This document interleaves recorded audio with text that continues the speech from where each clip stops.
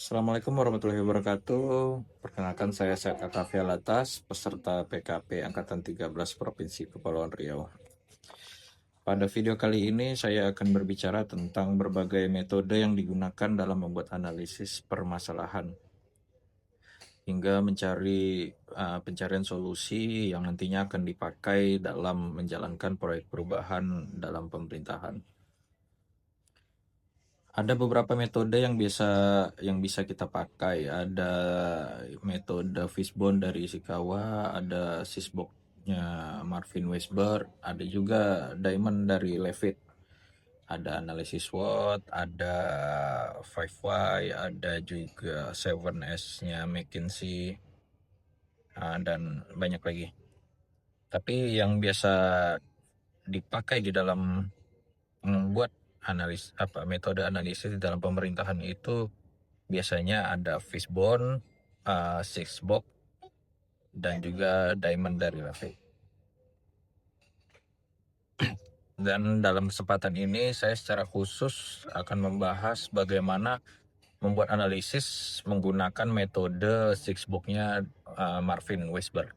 Begitu, mari kita lihat bagan yang sudah saya buat untuk membantu dalam penjelasannya. Ya, ini adalah sebuah bagan dari Sysbox-nya dari Marvin Westberg.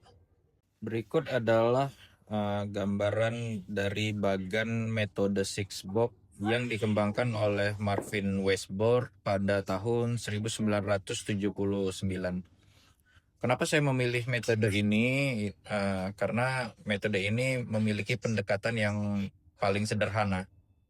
Dia melihat fokusnya itu hanya pada elemen-elemen internal yang saling berhubungan. Tidak seperti metode lainnya yang mana analisisnya itu bisa berfokus pada faktor eksternal maupun pencapaian strategi. Selain itu, keunggulan utama metode Sixbox ini adalah kemampuannya dalam mengidentifikasi apakah terdapat keselarasan antara tujuan organisasi, struktur kerja, hubungan antar individu, sistem pendukung, sistem penghargaan, serta pada pola kepemimpinan.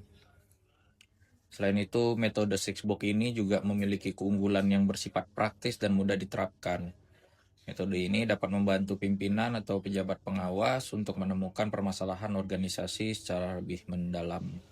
Oleh karena itu, Sixbox Marvin Westberg ini dipilih sebagai metode analisis perubahan karena mampu memberikan sudut pandang yang lebih komprehensif, sistematis, dan sesuai dengan kebutuhan organisasi pemerintahan dalam meningkatkan kualitas pelayanan publik.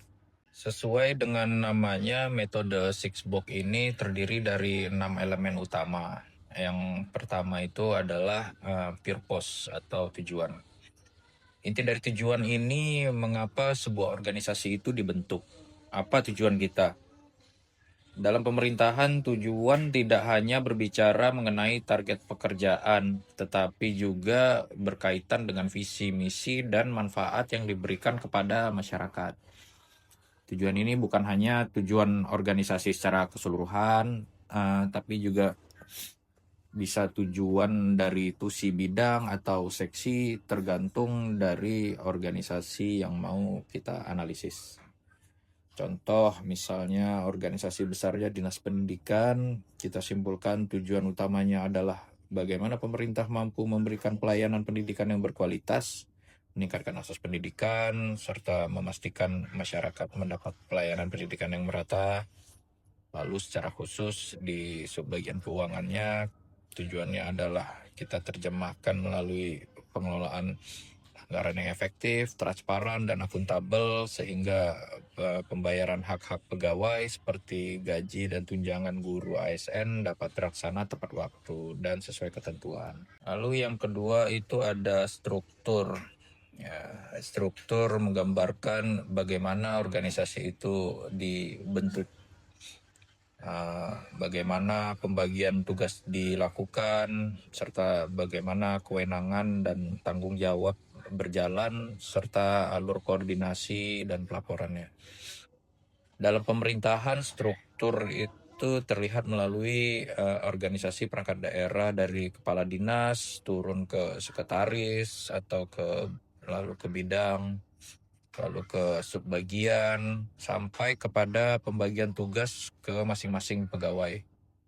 Struktur yang baik harus mampu menjawab pertanyaan siapa melakukan apa, siapa bertanggung jawab kepada siapa, dan bagaimana koordinasi antar bagian dapat berjalan. Elemen ketiga yaitu hubungan atau relationship. Hubungan menggambarkan bagaimana komunikasi, kerjasama, dan koordinasi antar individu maupun antar unit kerja dalam organisasi. Dengan kepercayaan dan keterbukaan sampai kerjasama dalam penyelesaian suatu masalah.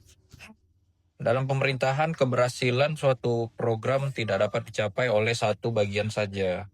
Dibutuhkan kolaborasi antara pimpinan, pegawai, perangkat daerah lain, serta masyarakat. Itulah unsur-unsur dari elemen hubungan. Yang keempat, ada sistem penghargaan atau rewards. Sistem penghargaan merupakan cara organisasi memberikan motivasi kepada pegawai agar bekerja sesuai tujuan yang telah ditetapkan. Menariknya, penghargaan ini belum ada aturan yang jelas dari pemerintahan untuk ASN selain mungkin kita lihat ada tunjangan kinerja, belum ada bonus-bonus yang dapat diberikan kepada ASN terkait dengan insentif pekerjaan atau penghargaan terhadap ASN berprestasi. Yang kelima itu ada mekanisme pendukung atau helpful mechanism. Mekanisme pendukung ini adalah berbagai sistem, prosedur, atau teknologi, atau juga sumber daya yang membantu organisasi mencapai tujuannya. Dalam pemerintahan modern, mekanisme pendukung menjadi semakin penting karena pelayanan publik itu semakin membutuhkan digitalisasi. Itulah kita kenapa didorong sebagai pemimpin pengawas selalu digenjot untuk dapat melakukan sebuah inovasi perubahan terhadap sistem-sistem yang telah ada. Dan yang terakhir itu elemen keenam adalah kepemimpinan atau leadership. Kepemimpinan ini menjadi elemen yang paling menentukan dalam keberhasilan perubahan organisasi. Jika kita lihat, kepemimpinan ini bisa dikatakan sebagai fondasi yang mana memiliki peranan hampir di setiap elemen-elemen yang tadi sudah disebutkan. Sehingga menjadi suatu bagian yang tidak bisa kita pisahkan. Pemimpin bukan hanya seorang yang memberikan instruksi, tapi juga seorang yang mampu memberikan arah, membangun kepercayaan, menyelesaikan masalah, dan menggerakkan tim untuk mencapai tujuan bersama. Itulah keenam elemen dari six box-nya Marvin Weisberg. Setelah itu bagaimana? Jadi pada bagian akhir analisis dengan metode six box ini, tujuan akhirnya bukan sekedar pemetaan kondisi organisasi.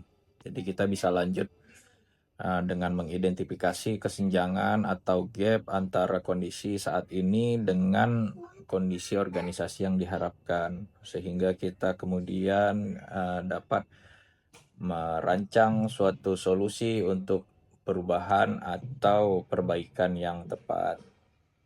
Demikianlah penjabaran tentang metode six box dari Marvin Weisberg.